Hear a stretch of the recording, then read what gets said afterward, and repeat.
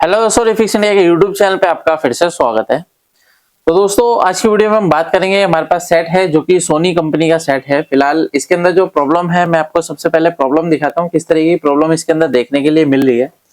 तो अभी क्या है, सेट को जैसे ही ऑन करते हैं तो सेट की अगर हम कंडीशन देखेंगे तो कुछ कंडीशन इस तरीके की हमारे को देखने के लिए मिल रही है। यानी कि इसके अंदर व्हाइट डिस्प्ले प्लस यहाँ पे अगर आप देखेंगे तो कुछ इसके अंदर बाहर आता है, उसके बाद दोबारा से हमारी जो पैनल है वो व्हाइट हो जाता है। यानी कि पैनल में हल्का सा बाहर आता है, दोबारा व्हाइट हो जाता है, लेकिन इसके अंदर कोई भी पिक्चर जो है हमारे को देखने के लिए नहीं मिल रही है। तो अभी क्या है कि इसके अंदर जो पैनल लगा हुआ है वो सैमसंग कंपनी का डबल कॉफ का पैनल लगा हुआ है। तो काफी पॉपुलर पैनल है जो कि सोनी वगैरह में ज्यादातर देखने के लिए मिलता है। तो मैं आपको दिखा देता हूँ, ये जो पैनल है हमारा, यहाँ पे आप देख सकते हैं ये पैनल है हमारा। तो देखिए, सोनी के सेट को जब हम रिपेयर करते हैं पैनल में सबसे ज्यादा प्रॉब्लम आती है तो हमारे 5 टाइम ब्लिंकिंग में चला जाता है। तो दोस्तों जो प्रॉब्लम आती है तो अलग अलग प्रॉब्लम आपको देखने को मिल सकती हैं। अभी आप यहाँ पे देख सकते हैं पैनल में दिक्कत है, लेकिन फिर भी इसके अंदर जो है ब्लिंकिंग मोड में ये पैनल नहीं जा रहा है, यानी कि प्रोटेक्शन मोड में नहीं जा रहा है। तो अभी इस पैनल को चेक करना है, रिपेयर करने की कोशिश करेंगे, देखते हैं किस तरीके से हम इसको रिपेयर कर पाएंगे। क्योंकि ये जो पैनल है ये हमारा GIP पैनल है। तो यहाँ पे अगर आप देखेंगे तो यहाँ पे इसकी लाइनें CKV वगैरह सब चीजें यहाँ पे मेंशन यहाँ पे की हुई है। तो अभी इसको चेक करते हैं और देखते हैं किस तरह की प्रॉब्लम इसके अंदर देखने के लिए मिलेगी। क्योंकि काफी सारे पैनल होते हैं जिसके अंदर गेट लाइन से दिक्कत आती है, लेकिन व्हाइट डिस्प्ले अभी तक हमने गेट लाइन से अभी तक नहीं निकाली है। क्योंकि इस तरह की प्रॉब्लम गेट लाइन से नहीं आ सकती है। क्योंकि ये जो प्रॉब्लम है दोस्तों, जब भी गेट लाइन में दिक्कत आती है तो हमारा सेट में वर्टिकल बार आता है, नो पिक्चर हो जाता है या पिक्चर फ्लिकरिंग करती है। लेकिन व्हाइट डिस्प्ले अभी तक नहीं मिला है, लेकिन प्रॉब्लम है कहीं से भी आ सकती है। तो चलिए चेक करते हैं और देखते हैं। अगर आपके पास भी इस तरीके के सेट आते हैं, रिपेयर करने में प्रॉब्लम आती है, तो आप हमारी ट्रेनिंग को ज्वाइन कर सकते हैं। ट्रेनिंग ज्वाइन करने के लिए ऊपर दिए गए आई बटन पे आप क्लिक करें ताकि आपको कंप्लीट डिटेल मिले। तो चलिए देखते हैं। मल्टीमीटर को हमने सेट कर लिया है DC वोल्ट की रेंज पे। तो अभी क्या है कि मैं इसको यहाँ पे ग्राउंड में लगा लेता हूँ, क्योंकि एक पॉइंट हमारा ग्राउंड में रहेगा तभी हम इसको चेक कर सकते हैं प्रॉपर तरीके से। तो स्टार्टिंग से ही स्टार्ट करेंगे। तो यहाँ पे देखते हैं व्हाइट डिस्प्ले जो हमारा आ रहा है, ये 12 वोल्ट की सप्लाई है। यहाँ पे आप ये देख सकते हैं 12 वोल्ट की सप्लाई हमारी यहाँ पे परफेक्ट तरीके से बन रही है। और ये जो 12 वोल्ट है, ये देखिए दोस्तों, यहाँ पे जो है एक फ्यूज लगा रखा है और एक जिनर लगा रखा है। और जिनर के द्वारा ये जो वोल्टेज हमारी जा रही है इस IC के अंदर, यानी कि DC IC हमारी यहाँ पे लगी हुई है। और DC IC के अंदर हमारे 2 रेगुलेटर कंबाइंड है। कौन कौन से रेगुलेटर हैं? 3.3 वोल्ट और 1.2 वोल्ट की सप्लाई हमारे बनाने का काम करते हैं। तो अगर आप यहाँ पे देखेंगे तो ये हमारा 3.3 वोल्ट की सप्लाई है। और यहाँ पे देखेंगे तो ये हमारा 1.2 वोल्ट की सप्लाई है। 1.2 वोल्ट हमारा परफेक्ट तरीके से इसके अंदर बन रहा है। तो अभी क्या है कि ये जो IC है DC IC से हमारे दोनों वोल्टेज बन रही है। दूसरा क्या है, ये IC हमारी ड्राइव बनाने का काम करती है, तो अलग अलग सबके लिए ड्राइव बना रही है। तो अगर हम यहाँ पे देखेंगे तो देख सकते हैं यहाँ पे एक सर्किट है, यहाँ पे एक सर्किट बना रखा है। ये हमारा P चैनल MOSFET लगा हुआ है, क्योंकि इसके अंदर कुछ डिफरेंस सर्किट आपको देखने के लिए मिलेंगे इस तरीके के पैनल के अंदर। और ये जो पैनल है ये खाली सोनी में ही लग के आता है और किसी सेट में आपको देखने के लिए नहीं मिलेगा। तो अभी क्या है, अगर हम इसकी वोल्टेज चेक करते हैं तो यहाँ पे अगर मैं वोल्टेज देखता हूँ तो देखिए यहाँ पे जो मेरे को है 17 वोल्ट की सप्लाई मिल रही है। और ये जो 17 वोल्ट है, ये 17 वोल्ट हमारे इस MOSFET के द्वारा वोल्टेज हमारी आउट होती है। और यहाँ पे हमारा देख सकते हैं यहाँ पे कितना वोल्ट बन रहा है, ये 12 वोल्ट है हमारा। यहाँ पे हमारा 12 वोल्ट है और यहाँ से हमारी ये ड्राइव बन रही है और ड्राइव से हमारा यहाँ पे ये देख सकते हैं। तो अभी क्या है, जो सर्किट इसके अंदर बना हुआ है, ज्यादातर हमने सर्किट के अंदर क्या देखा है, आउटपुट में MOSFET लगा होता है। लेकिन अगर आप यहाँ पे देखेंगे तो यहाँ पे क्या है कि इसके इनपुट में MOSFET लगा हुआ है। यहाँ पे देख सकते हैं यहाँ पे इनपुट में MOSFEट लगा हुआ है 12 वोल्ट का, और जो कि सोर्स से इनपुट करता है। यहाँ पे देखेंगे तो ये इसका सोर्स पिन है। तो सोर्स पिन से अगर मैं चेक करता हूँ तो 12 वोल्ट इनपुट हो रहा है। गेट जो है इसका लो है, यहाँ पे देख सकते हैं गेट लो है, 6 वोल्ट की सप्लाई बन रही है। और ड्रेन पे अगर मैं वोल्टेज चेक करता हूँ तो यहाँ पे हमारा 12 वोल्ट है।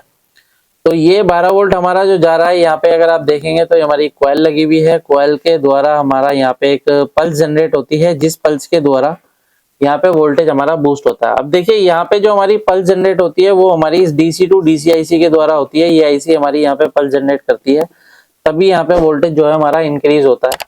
क्योंकि कोयल और डायोड के बीच में हमारा एक मोस्फेट होता है, जो मोस्फेट जो है हमारे आईसी के अंदर ही कंबाइंड रहता है। तो फिलहाल अगर हम यहाँ पे देख रहे हैं तो ये जो हमारा है 16 वोल्ट की सप्लाई है। इस तरीके के पैनल आपको बहुत सारे देखने के लिए मिलेंगे, क्योंकि अलग अलग तरीके के सर्किट आपको देखने के लिए मिलता है। ये सब चीजें हमारे को एक्सपीरियंस के अकॉर्डिंग ही पता लग पाती है, क्योंकि जैसे कि आपने देखा होगा काफी सारी वीडियो जब हमने बनाई है तो उसके अंदर क्या होता है कि जो मोस्फेट होता है एन चैनल पी चैनल का, वो हमेशा एवीडीडी के आउटपुट पॉइंट पे लगा होता है। लेकिन यहाँ पे क्या है, इनपुट पे हमारा मोस्फेट लगा रखा है जो कि पी चैनल का लगा रखा है।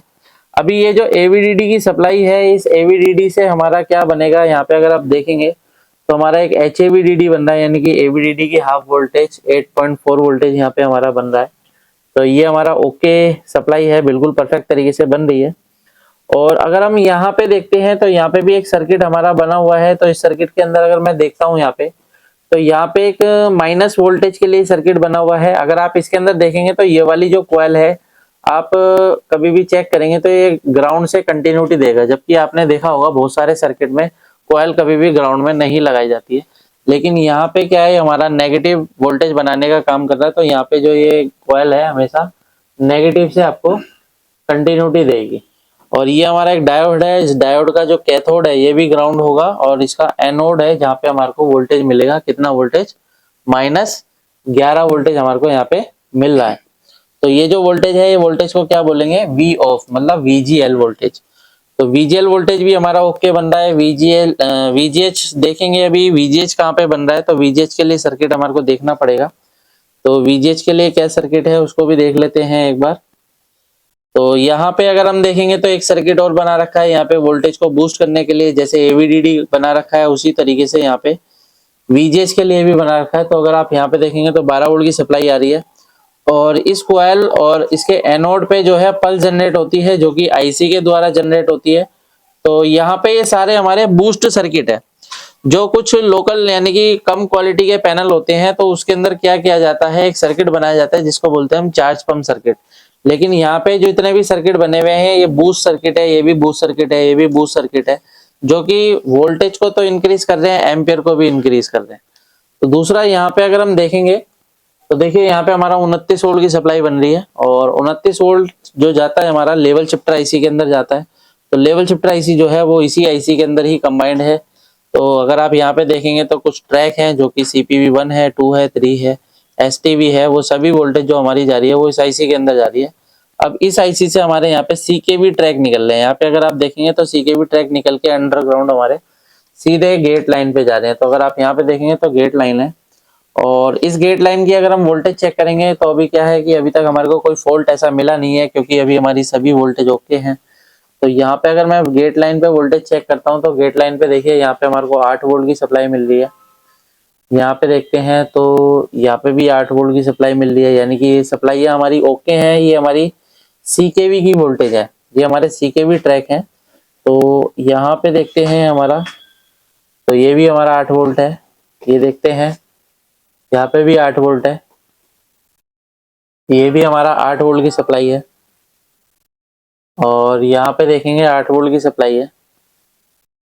यहाँ पे भी देख लेते हैं। अभी यहाँ पे देखिए, यहाँ पे हमारे को जो सप्लाई मिल रही है, ये हमारी जो वोल्टेज है वो चेक करते हैं कौन सी है। तो इसके लिए हमारे को थोड़ा सा एक बार ये इसको यहाँ से खोलना पड़ेगा, और देखते हैं ये हमारी कौन सी सप्लाई बन रही है। तो हमारे CKV 1 2 3 CKV 1 2 3, तो हमारा जो है यहाँ पे ये सभी हमारे CKV ट्रैक हैं। तो इन सभी CKV ट्रैक को अगर हम चेक करेंगे तो यहाँ पे एक CKV 1 2 3 1 2 3 यहाँ तक हमारे को जो वोल्टेज है वो प्रॉपर तरीके से ओके मिल रही है। और हमारा STVP है, STVP पे माइनस वोल्टेज हमारे को मिल रहा है।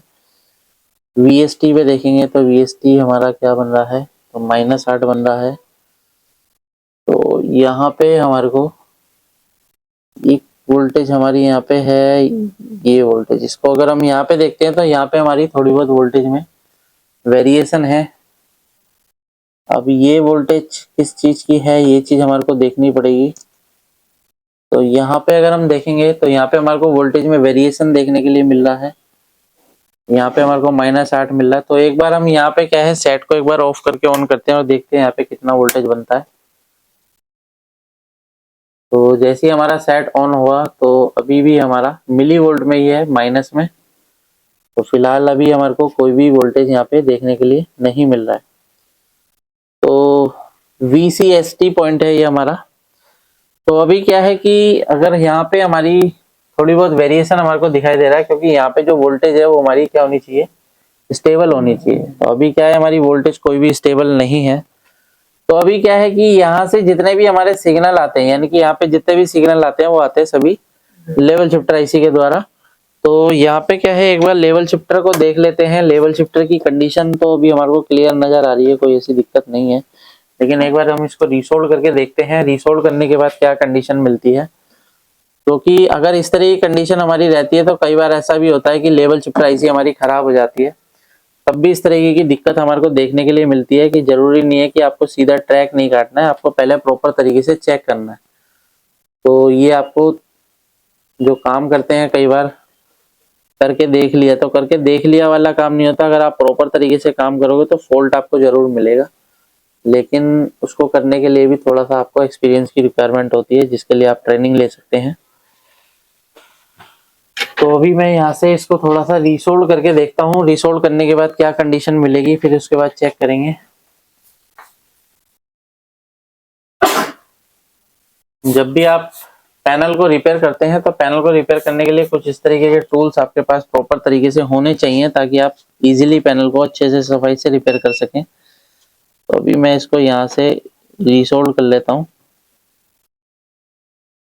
ये देखिए, तो रीसोल्ड करते टाइम थोड़ा सा यहाँ पे ध्यान में देना है कि कोई भी पिन आपस में जो है वो जुड़नी नहीं चाहिए। क्योंकि होता क्या है कि अगर पिनें जुड़ जाएगी तो ये आईसी हमारी अगर सही भी होगी तो खराब होने के चांस होते हैं।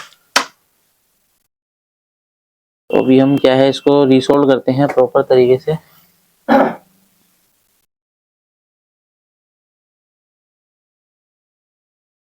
ये देखिए, ये हमने यहाँ पे इसको रीसोल्ड कर दिया है। और जब भी आप काम करते हैं तो आपकी हैंड स्किल अच्छी होनी चाहिए। मेन सबसे बड़ा काम यही है कि हैंड स्किल अगर आपकी अच्छी होगी तो काम भी प्रॉपर अच्छे से होगा। क्योंकि देखा जाता है कि काफी सारे टेक्नीशियन की हैंड स्किल सही नहीं होती है, और होता क्या है, रीसोल्ड की वजह वो कई बार कई प्रिंट भी डैमेज कर देते हैं। तो ऐसा ना हो तो इसके लिए आपको प्रैक्टिस करनी पड़ेगी दोस्तों। प्रैक्टिस आपकी प्रॉपर तरीके से रहेगी तो आप इजीली सभी काम को इजीली रिपेयर कर सकते हैं। तो अभी क्या है कि इसको थोड़ा सा देख लेते हैं और थोड़ा दूसरा पेस्ट डाल के देखते हैं। पेस्ट तो अभी आप यहाँ पे देख सकते हैं कि हमारी जो सोल्डिंग है प्रॉपर तरीके से फिनिशिंग से हो रही है। तो थोड़ा सा आराम से काम करना होता है, यहाँ पे टाइम की जरूरत पड़ती है, क्योंकि इस तरीके के काम को करने के लिए थोड़ा सा फिनिशिंग की जरूरत होती है। तो थोड़ा जल्दबाजी में अगर कोई मैकेनिक काम करते हैं, जिसकी वजह से क्या होता है कि आईसी और हमारी डैमेज हो जाती है, खराब हो जाती है। तो इस चीज का आपको विशेष ध्यान देना है। और अभी क्या है कि यहाँ पे देख सकते हैं प्रॉपर तरीके से हमने जो है इसको रीसोल्व कर दिया है, और कोई भी पिन इसकी आपस में शॉर्ट नहीं है। तो इसको क्या है कि हम थिनर से क्लीन कर लेते हैं।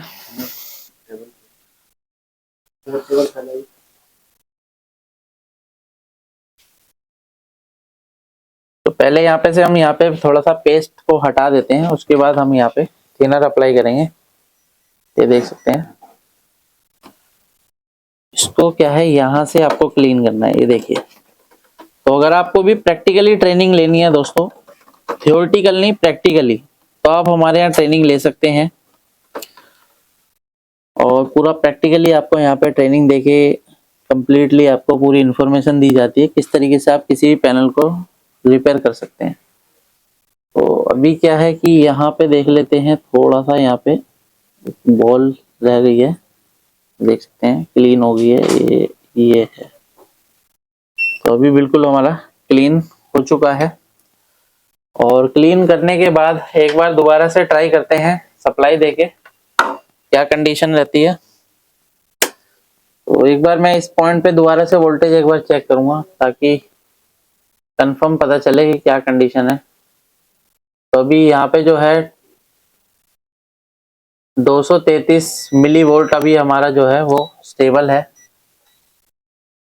तो यहाँ पे अगर हम देखते हैं, यहाँ पे देख सकते हैं 211 वोल्ट अभी हमारी स्टेबल हो चुकी है। यहाँ पे एक बार कंडीशन देखेंगे क्या कंडीशन है, क्योंकि अभी क्या है वोल्टेज वगैरह हमारी सारी ओके थी, सिर्फ हमने आईसी को रिसोल्व किया है। अभी फॉल्ट प्रॉपर तरीके से कंफर्मेशन नहीं मिली है। लेकिन यहाँ पे अगर आप देखेंगे तो पिक्चर की कंडीशन आप देख सकते हैं, पैनल हमारा बिल्कुल फर्स्ट क्लास तरीके से ऑन हो चुका है। और पहले इसके अंदर वाइटनेस आ रही थी। तो दोस्तों इसके अंदर जो प्रॉब्लम निकली है वहाँ पे जो वोल्टेज में वेरिएशन जो हमारे को देखने के लिए मिल रहा था, जिसकी वजह से इस तरीके की दिक्कत आ रही थी, तो ये हमारी ड्राई होने की वजह से इस तरीके की दिक्कत देखने के लिए मिलती है। तो आपको पूरा प्रॉपर तरीके से ध्यान देके काम करना होता है जब भी पैनल को हम रिपेयर करते हैं। तो इस तरीके से किसी भी पैनल को इजीली रिपेयर कर सकते हैं। वीडियो अगर आपको पसंद आए तो वीडियो को लाइक करें, शेयर करें, कमेंट करें और चैनल को सब्सक्राइब जरूर करें। Thank you friends.